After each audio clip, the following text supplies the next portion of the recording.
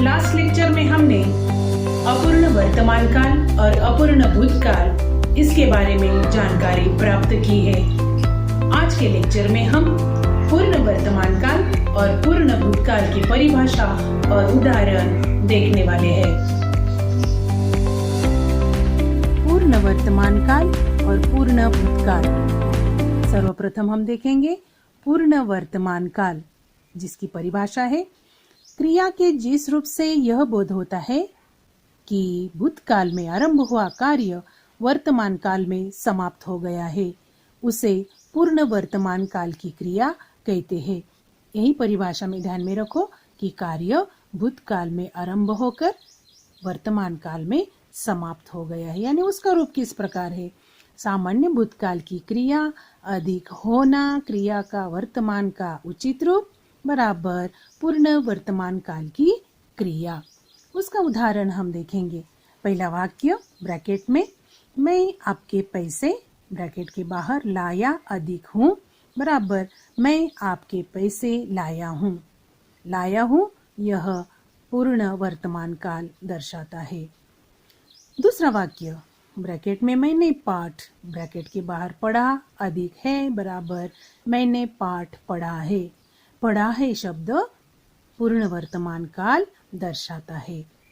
इसके बाद हम देखेंगे दूसरा काल पूर्ण भूतकाल। परिभाषा क्रिया के जिस रूप से यह बोध होता है कि क्रिया बहुत पहले समाप्त हो चुकी है, निकट भूतकाल में नहीं, उसे पूर्ण भूतकाल की क्रिया कहते हैं, यानी क्रिया बहुत पहले समाप्त हो चुकी है। उसका स्वरूप किस प्रकार है देखो।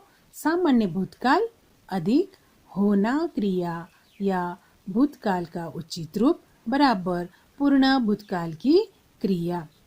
उदाहरण पहला हम देखेंगे।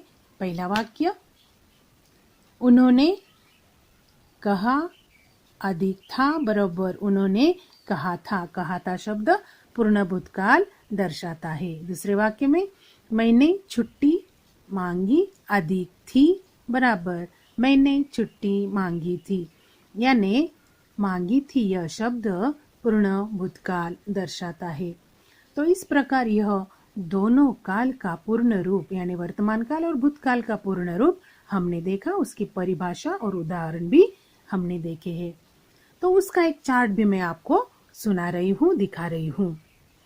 उसका कैसा प्रकार है हम देखेंगे। पूर्ण वर्तमान काल और पूर्ण भूतकाल के रूप इस प्रकार होते हैं। सर्वप्रथम पूर्ण वर्तमान काल का पुल्लिंग एकवचन बहुवचन, स्त्रीलिंग एकवचन बहुवचन।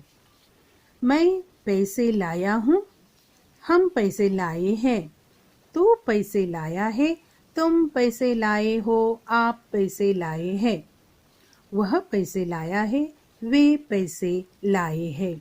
स्त्रीलिंग एकवचन बहुवचन, मैं पैसे लाई हूँ, हम पैसे लाई है, तू पैसे लाई है, तुम पैसे लाई हो, आप पैसे लाई है, वह पैसे लाई है, वे पैसे लाई है।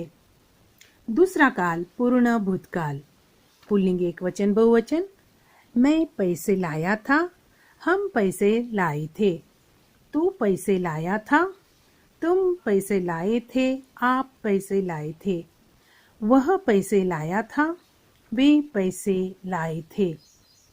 पूर्ण भूतकाल स्त्रीलिंग एकवचन बहुवचन, मैं पैसे लाई थी, हम पैसे लाई थी, तू पैसे लाई थी, तुम पैसे लाई थी, आप पैसे लाई थी, वह पैसे लाई थी, वे पैसे लाई थी। तो इस प्रकार यह रूप मैंने आपको समझाया है पूर्ण वर्तमान काल और पूर्ण भूतकाल का। यह चार्ट आपको एक बार ध्यान से पढ़ना है। तो इस प्रकार यह जो मैंने पूर्ण वर्तमान काल पूर्ण भूतकाल आपको समझाया, इसका फिर से एक बार पठन करो। जितना भी मैंने आपको दिया वह ध्यान से पढ़कर आपको लिखना है। तो इन तीनों कालों के ऊपर आधारित सामान्य, अपूर्ण और पूर्ण, ऐसे जो काल मैंने आपको समझाए उसी पर आधारित कृति स्वाध्याय मैं आपको दे रही हूँ और वह भी उत्तर के साथ। उसका भी पठन मैं करती हूँ। प्रश्न किस प्रकार है? प्रश्न, कोष्टक में दी गई सूचना के अनुसार निम्नलिखित वाक्यों का काल परिवर्तन कीजिए और उसमें 8 वाक्य दिए हैं। पहला वाक्य, उनके आशीर्वाद आज भी हमें मिलते हैं, अपूर्ण वर्तमान काल। दूसरा, आप आ जाते हैं, बड़ी दया करते हैं, सामान्य भूतकाल। तीसरा, मैला कुर्ता अपने जीर्ण होने की शहादत देता है, अपूर्ण भूतकाल। चौथा, उन्हें दूर दूर की यात्रा करनी पड़ती है, पूर्ण भूतकाल। पांचवा, पश्चाताप कर लेने पर मनुष्य के पाप धुल जाते हैं, पूर्ण वर्तमान काल। अम्मी खींच कर कहती है, अपूर्ण भूतकाल। नक्शों से यह फायदा होता है, सामान्य भविष्यकाल। और आठवां, उनके आशीर्वाद आज भी हमें मिले, सामान्य वर्तमान काल। उसके उत्तर भी मैंने आपको दिए हैं, तो यह उत्तरों का लेखन आपको ठीक से करना है।